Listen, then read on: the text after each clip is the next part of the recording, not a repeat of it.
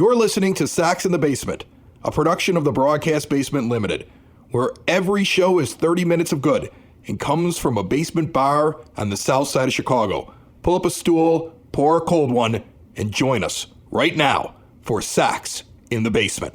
Heard everywhere podcasts can be found, and always at soxinthebasement.com.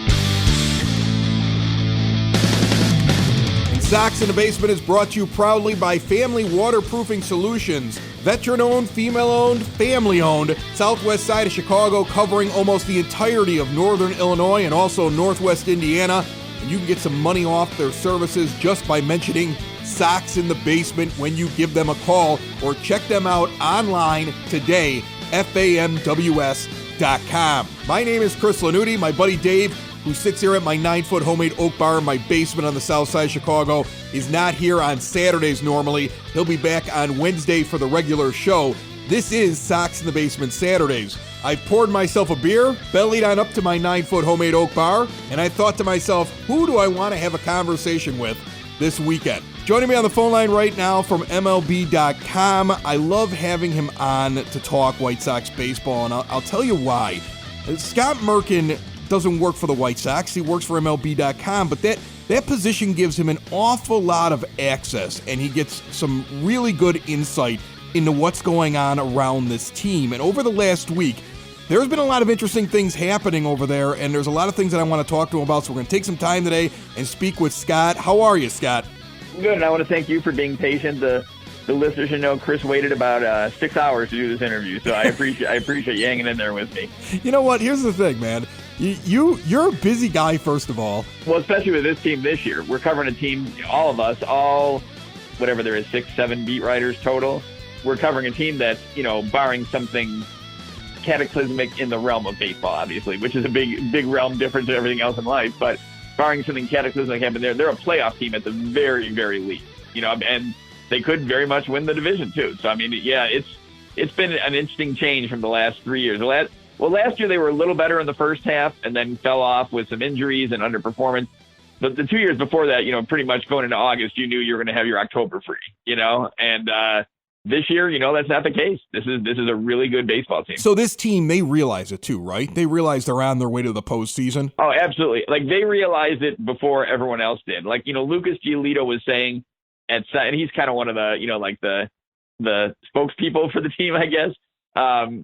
He was saying it at Sox Fest, and for sure at spring training that they, and other guys besides Lucas were saying you could see the group camaraderie coming together. And, it's funny, people were raving about like all these home runs they were hitting. I've used this story a couple of times, but how they were hitting all these home runs in summer camp, inter-squad games. And I'm like, okay, yeah, the bad thing is they're hitting them off their own pitchers.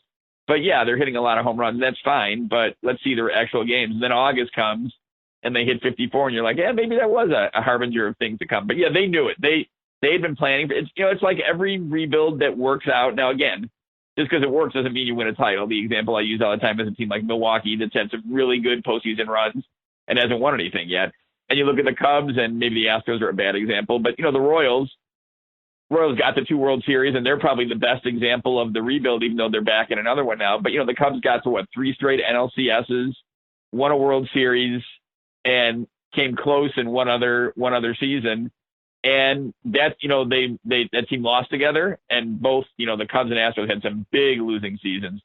They grew together, and then they won together. And that's what the White Sox are doing right now. And probably a year ahead of schedule, and probably, again, you don't want to look at it. I mean, if you can take anything positive out of this, I guess, misery or frightening times with, the horrible COVID-19, probably the shorter season has benefited them because some guys were ready to pitch and some guys are ready to play in. Whereas I don't know if the same thing would have happened over 162. But this is a good team no matter how you cut it, and they knew it, yes. So let's start at the beginning of the week, because I'm curious about your insight on that. At the beginning of the week, we had the trade deadline come and go. Now, the Sox have gone out and gotten Jarrod Dyson, which I thought was a nice pickup. I mean, you're giving away some bonus pool money, and it's not even bonus pool money for next July. This is the stuff that got delayed until about mid-October that they probably weren't going to use anyway, and you get a speed demon and a guy that plays defense. That's great. And then there were all these rumors, flying all over the place. I love Twitter when it's around a deadline or winter meetings. It's ridiculous. There's always like some account that's got 40 people following it that claims they've got inside information, and people go nuts over it. But what was the thing, like you being around the team, was there a rumor or a possible move that you felt really had legs and just didn't work out? Well, one thing I know from covering this team through, Kenny Williams as GM and Rick Hahn. Remember, Kenny Williams and Rick Hahn are, I don't want to say interchangeable. That sounds kind of silly, but they've been a team for a long time. People, say, well, Kenny Williams did this. Well, Rick Hahn was the assistant GM when they were doing that and very much involved in the process. Now that Rick's GM, Kenny's the executive vice president and very much involved in the process, just like Jeremy Haber, the assistant GM, and Chris Getz and Jim Tomey, and of course, Jerry Reinsdorf above all. But so I know they always check in on, everyone. They check in on every top guy that can help this team and hear what has to be, said and hear what the offer will take. And I think they did do a lot of checking on, the usual suspects. And I think the prices were just too big. Now, again, I guess the flip side you could say is, well, why won't you trade for, Mike Clevenger or Lance Lynn? That would give you a chance to win the World Series this year. And you'd still have Lynn for next year at a pretty controllable price and then Clevenger for 2 more years. But they really don't want to, I think, disturb the balance they have and don't want to lose the big guys they would have probably had to give up. And don't go by that, San Diego gave up, a couple frontline guys and then had, kind of a depth trade, where they traded 6. I'm sure I know it was different for, what the Sox in the division, a team that was tied for them in first place, what they would have to give up. So, yeah, I mean, I give them credit for looking. And in the end, they just did not feel there was anything there that was worth what they had to give up to get. And, by worth, I mean short-term and long-term guys they were counting on to be part of this puzzle, this championship team, or this, going for the championship for many years. You bring up the Clevenger thing, and I get it. They're going to have to give up a lot. They're going to have to overpay to beat anybody else that wants him because it's in division, and I completely understand that. But there was a question that we came up with on our last show, and I said I was definitely going to ask you, is there a drop-off where we don't have that second tier of talent in the minors right now, do you feel? Where we have these big names, we have these guys that look like they're like high-end, probably going to hit, look like good prospects, but once we get by the guys like Vaughn and Kopech and maybe a couple others, a handful others, there's not that next group, whereas a team like San Diego was able to just basically throw quantity because they have just so much in their minor league system. Is that an issue right now for the White Sox? Not having a minor league season this year kind of hurt because a guy like Matthew Thompson or Andrew Dahlquist, who might have interest to another team, you don't really know anything about aside from whatever, the handful of appearances they made after they got drafted in 2019. But yeah, I think right now they have the main guys, which keeps their system. I think according to our MLB pipeline, they were like 6th or 7th last time I saw. Excuse me, keeps them still highly ranked. Although, Luis Robert probably should graduate from prospect at this point, considering he's in the MVP conversation. But, they have Andrew Vaughn, they have Kopech.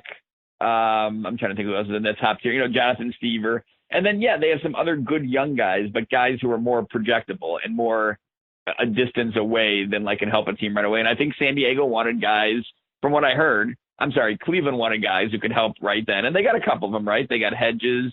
They got Naylor, who I know has already played for them, and Quantrill, who's already pitched for them. So there's 3 guys. So, really, as much as that trade could be about depth, they got 3 guys who are helping a team that's in first place right now, trying to hang on to that division. So, yeah, I think this is the function of the rebuild, right? Because everyone has to, Luis Robert, major leaguer. Eloy Jimenez, major leaguer. Nick Madrigal, major leaguer. Zach Collins has kind of swung between both, Schaumburg and the major leagues. Dane Dunning, starting the night we're taping this, major leaguer. Who else I thrown out there? Zach Purdy, major league. I can list them all. They've had 10 guys this year, I think, who have made their debut. Bernardo Flores just pitched, the first game of the Kansas City series. So I think this is what happens when you start graduating to a competitive team and the rebuild is done right. Your young guys start competing at the major league level and your system drops a little bit. And you have different levels. Houston still had a pretty loaded system. The Cubs pretty much went barren after they got real good and all those guys went to the top. So, it just depends on how you replenish it one way or the other. One of the things that we've joked about in the past week, and I saw a lot of angst on White Sox Twitter, which is the land of angst, was the idea that Yolmer Sanchez rejoined the team and Ricky Renteria just seems to love him. Like, there are times where, like, he makes a decision, you're like, really, was Yolmer the guy who was the fastest guy off the bench there? I mean, you had Gerard Dyson. Like, we were kind of laughing about how Ricky really loves him. But overall, we've seen Ricky, we've been kind of keeping track of his wins and losses and games that we thought that he influenced. We think he's been improving as the year's been going on. We recently had Chris Zwick from Yahoo Sports come on, and he said that he had been analyzing tape, and he thought that Ricky Renteria had made enough mistakes this year that if the White Sox didn't perform in the postseason, you could definitely make an argument they should go out and find another manager. Do you feel in any way the White Sox would even consider that right now with him, or is he really in an audition year? No, I don't think it's an audition year. I think, first of all, to make the playoffs, it'll be the first time they made the playoffs since 2008. So that's the first time they've been a competitive team since, well, I guess the first month and a half of 2016, but really 2012. So no, if he makes the playoffs, he's fine. And I think he's fine either way. I would guess if, they have a 6-game lead with 7 to play and they lose all 7 and somehow lose the playoff spot, there's extreme situations like that. But I think he's good through at least, I mean, this is just a guess on my part. First of all, I know from top to bottom, they really like Ricky Renteria in that organization. They think he's a class guy. They think he's built the right culture there. Players respond to him. And I think, the moves that you make are made good or bad, mainly by what the players do. You can bring in a guy. It's sort of like, being like a hitting coach. When the guys hit, you say, oh, the players are great. And when they don't, you say, man, we need a new hitting coach. This guy's terrible. He can't disseminate the message at all. But in terms of manager, I think it's the same thing. You put a guy in position to succeed, and if he doesn't, then, it's good. If he pinch hits Yolmer Sanchez in the 9th inning of a game where they're down by 1, and Yolmer gets a 2-run single, no one says, oh, what a great move by Ricky. Everyone says, man, great, Yolmer came through. If he misses, everyone says, Rick Renteria is horrible, bring in whoever, bring in Buck Showalter or whatever you want to do for management. But yeah, I would guess he's going to, because 2021 was really their year they were targeting as kind of the first step of this, prime contention window. So I would guess, he gets at least through 2021, if not past that. Like I said, they really like him in that organization. And I don't believe I don't know if there's any pressure on any manager this year in terms of beyond the regular pressure, which is a lot of everyday dealings with baseball. I mean, it's such a crazy season with so many injuries and so much, dealing with the COVID-19 issues and everything else and the changes in the game. I don't know if it's fair to, and, same with some players. I don't know how much is fair to judge anyone. So I don't think, I don't think there's any chance Ricky Renteria is anything but the manager of the White Sox in 2021, unless I suppose Ricky chooses not to be the manager in 2021. Let's talk a little bit about players that are struggling right now. There's a lot of people that are wondering, like, hey, could Andrew Vaughn really come up here before this season is over because Edwin Encarnacion is not hitting, even though he is historically a slow starter? Could the White Sox start making an adjustment where they say, you know what, Nomar Mazara, it isn't working. We're really not tied to him because it's only arbitration control. We can always move on and do something for next year. Let's put Engel out there more. Do you think this team, as they get closer to the postseason, might look at somebody and say, yeah, it's a shortened season, but now we've got almost 2 months with you and you're not doing very well. It's time to let somebody else get that opportunity? Or do you think that they're like, we know what the talent is that we have. We're going to wait for it to come through? Well, I think Andrew Vaughn would be a great addition to the team. He's a great kid. He's a polished hitter. You could see it in spring training back before everything went crazy in the world. He was really impressive even before summer camp. The only thing is, where do you play Andrew Vaughn right now? You can't have a team with like 5 DHs first baseman on it. It doesn't make any sense. They're not, Edwin Encarnacion is a very, very valuable piece of that team. He's struggled. He's had some injuries, even dating back to spring training. And he's very influential on the young players in that clubhouse. So you hear a lot of them will talk about working with Jose, working with Edwin, over and over again. And I think he's also a guy who, what do they have, 23 games left in the season, something like that, 23, 22. He's a guy who can get hot. He could hit like maybe 5, 6 home runs in that stretch and really start carrying the team. They're not, I would be surprised. I mean, I shouldn't say they're not, because no one's told me officially, like, this is it, this is our team. But, Andrew Vaughn in right field, I mean, that's an interesting scenario. But you have Adam Engel doing a great job against left-handed hitting. So if you put Andrew against right-handed pitchers, that's fine if you really think Mazara's just not got it this year from, being down from being sick and then just not hitting for power. But, man, you don't really have a strikeout pitching staff, right? So you want your best possible defense out there. And nothing against Andrew Vaughn. He may be a great athlete. It might take to right field immediately and be great, but I said great twice in there, so I really think he might be great. But, he has no experience aside from maybe a game or two or a moment or two in Schaumburg right now. He has no experience in right field.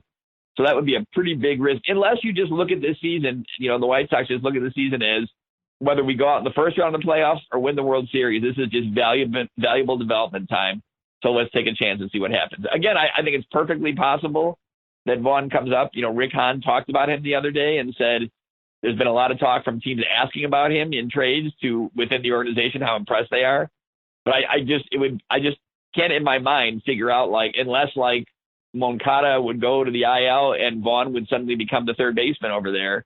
I can't figure out how he would fit in the roster right now. And, rosters aren't going to expand, right? So, I mean, you really don't have the extra spot to put him up there. But again, it would be I'm kind of arguing myself at this point, but it would be a benefit to him to be through this too, right? It would be, and I kind of enjoy just sitting back and listening to you argue with yourself. It's great stuff. Let's talk. I do that a lot. It's good that someone is on the other end of this conversation this time, though. Usually it's to myself. Sox in the Basement listeners, do the hard work. And if you're a hardworking man or woman on the South Side, you need to be outfitted properly. And that's why you should visit Red Wing Shoes in Evergreen Park and New Lenox, a work boots specialty store that carries sizes from 6 to 16 and feet as wide as 4E. A 115-year-old company that came out of Red Wing, Minnesota, and one of its largest stores in the entire Midwest is in Evergreen Park, Illinois, ever since 1976. When you're on your feet, the footwear is everything. So why not get an expert fitting? They warranty, repair, and offer free conditioning with laces. And they also carry Carhartt work clothing as well. Located at 3347 West 95th Street in Evergreen Park, Illinois, with a sister store available to you at 208 East Maple Street on Route 30 in New Lenox. Visit them today. You work hard. You've earned it. Red Wing Shoes. Let's talk a little bit about Reynaldo Lopez, because that was a really interesting development this week. We've talked about it before on this show. At the end of last season, you could tell that, one, Ricky was out there in his last start yelling at him on the mound. Everybody saw it on TV. And then he gave an interview with Jason Benetti, I think, post-season, where he was sitting there like maybe a day or two after the season and it came out. And he was talking about how Reynaldo doesn't seem to focus very well. Like, he might think of different things other than just the task at hand, like pitching. There seemed to be a frustration with the manager towards him. But they gave an opportunity this year, and there seemed to have been finally a breaking point where now he's been sent back to Schaumburg. And I don't believe that he ever comes back as a starter with all the different guys that could be options moving forward for this team and what he's shown over the last year and a half. Can you kind of give us some insight as to what you're hearing about? Like, was it Ricky who's like, I'm done? Did Ricky have to wait to be able to prove to the guys that were above him, like Kenny and Rick Hahn, like, hey, we like this kid? And he's like, I don't know. I don't think he's got a good head on his shoulders. Like, was there any rumors or mumblings that you're hearing to kind of explain the Reynaldo Lopez situation, especially this week? I think one example from last year that you just brought up is, Ricky had that shoulder surgery, I think it was, right? And there were a couple of times where we saw him and I was in pain just looking at him. And yet he was a trooper and fighting through it.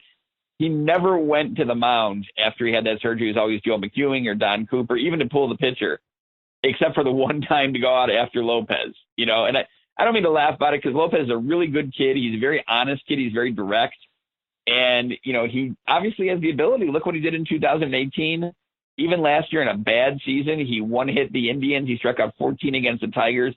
So you can't say the guy has no talent. He's got a ton of talent. He's not consistent, and I think that Ricky wants to win. Ricky's tired of losing himself. He's managed 4 teams and none of them have been near 500, right? I think 73 wins is his high water mark. And he knows he's got something good here. And he knows it's also a short run. It's September baseball, So he's managing it like it is September baseball. And while Lopez didn't understand why he got such a quick hook in Minnesota, I think, Ricky gave the kind of politically correct answer about, 30 pitches could become 40. But I think they didn't want 3 runs to become 6 runs where it was, going to be a real fight to get back in it. I don't think he's done with the team completely, but I do think that 5th starter spot, assuming Dane Dunning can lock down 4 the rest of the way, maybe even 3, who knows, is going to be kind of a group thing. It could be like, Matt Foster opens, Rodon goes 3, Gio Gonzalez goes 3, Lopez someday if he gets called back up, and maybe he won't get called up back there. Maybe they're satisfied with what they have up here. But Rodon's going to come back at some point soon. I don't think Gio Gonzalez is too far off. So you have some starting options there. But I think Lopez, they're just, he's got to work on consistency and get this focus down there, because it's just not been. And again, it may be a little unfair because he's only made, 3 starts since coming back from the injury. So it's kind of a quick jump. But that's the problem now. That's a good problem for the Sox, is that they're now a contending team. There's no more of this development and let him go and let him figure it out. You're going to figure it out in Schaumburg at this point. If you were sitting here right now and you had a big series to play, because that's been one of the things people have said, like, hey, we've had a couple of series where we see them send Giolito, Keuchel, and then it was Lopez as the third guy. But in reality, if we had to go into the postseason now, would your third pitcher be Dunning? Because he seems like, I mean, I love Dylan Cease, and I've seen this great improvement with him, but man, Dane Dunning, is it just because I haven't seen him and the league hasn't seen him and he's going to get exposed, or is he really this good? Well, he was a guy who was being considered as a fifth starter, I want to say a year ago, right? In 19 in spring training before he hurt his elbow and had the Tommy John surgery. He was in the mix at least. So the Sox knew what they had in him when they got him in that Adam Eaton trade. I mentioned him. Each team listed like one guy who could be the most critical in September, and I put him for the Sox. Obviously, or one guy to watch, I think it was in September. Obviously, the one guy to watch every day is Luis Robert, among the many, including Abreu and Anderson and Eloy Jimenez. But I think Dunning could be a guy who could pitch his way in that number 3 spot, and that's taking nothing away from Dylan, who I think has done a decent job. I think he knows his pitch counts are a little heavy. His command of the strike zone's got to be better. He hasn't struck out as many guys this year as he did last year, but he's another one who's got the ability. But there's nothing wrong with saying, hey, we trust Dane Dunning as 3, and we're going to make Dylan 4 in a playoff series, if it gets to that long, and go from there. So I think Dunning and Cease are kind of a coin flip right now as to who's 3, who's 4, both capable guys, and just see who kind of stands up behind, the 1-2 of Giolito Keuchel. Mention Luis Robert. The guy is a video game player. If I created him in my video game and I gave somebody every attribute just so that I could just do amazing things with him, that's what it seems like he is. He feels too good to be true. But the other thing is, he's a rookie on this team. Does he know he's good?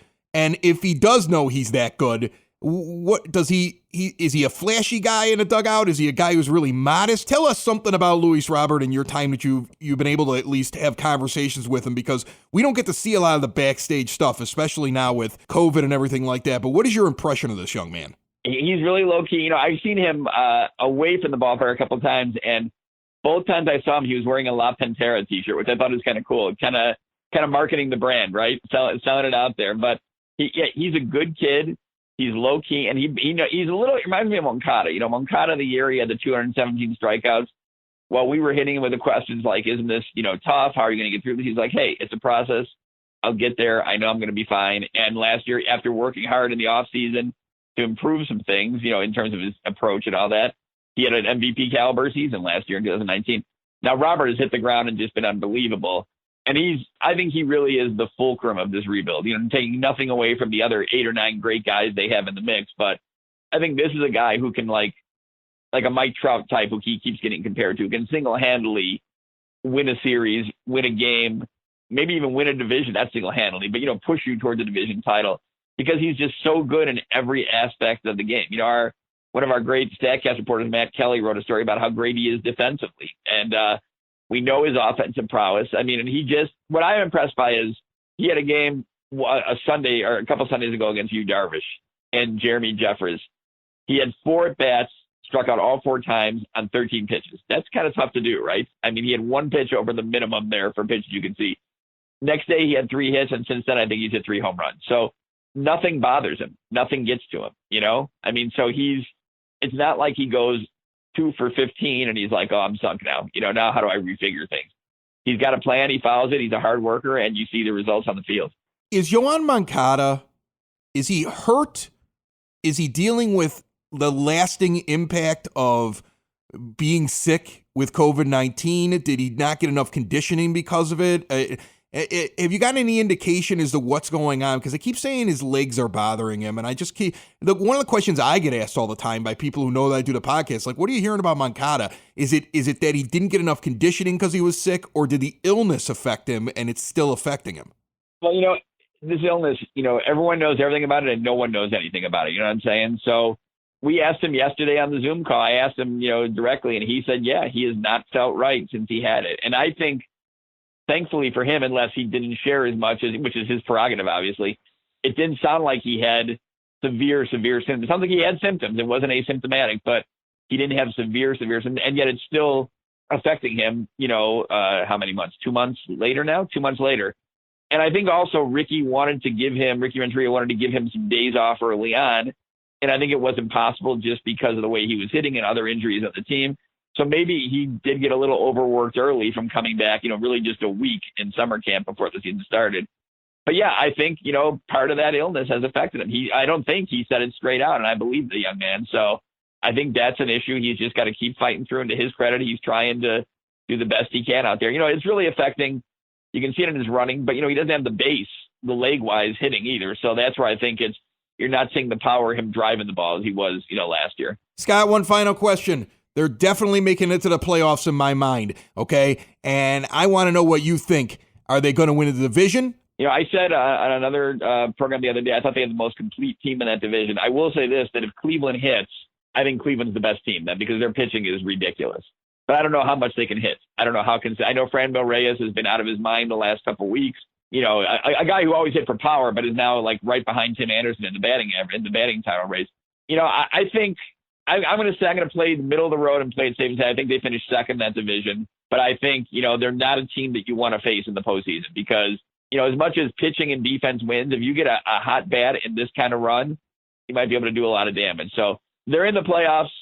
I think they have a chance to win the division. They have as much chance to win the division as they do to finish third, right? The way things are laid out right now.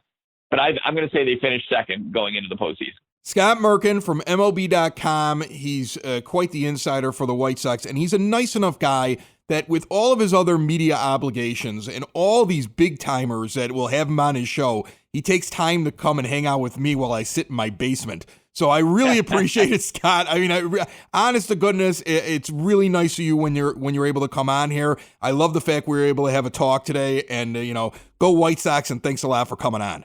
Anytime, Chris. Look forward to talking to you soon. A nice conversation with Scott Merkin right there. Folks, make sure you check out Sox in the Basement every Wednesday and now on Saturdays for Sox in the Basement Saturdays. Sometimes it's even live on Saturdays. Me and my buddy Dave grew up across the street from each other. 40 plus years of friendship. We love talking White Sox, and we have had a lot of fun over the last couple of years talking with you. If you have not yet done so, subscribe to Sox in the Basement. Don't miss an episode. You never know who's going to pop in and join us next. It's time for me to refill my beer, so I'm going to go. Thanks for listening this Saturday to Sox in the Basement Saturdays. We will see you on demand again in just a few days. Found everywhere podcasts can be found and always at soxinthebasement.com. Bye-bye, everybody. Sox in the Basement.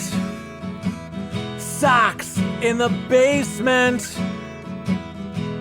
Sox in the Basement. Sox in the Basement. Heard everywhere podcasts can be found and always on soxinthebasement.com.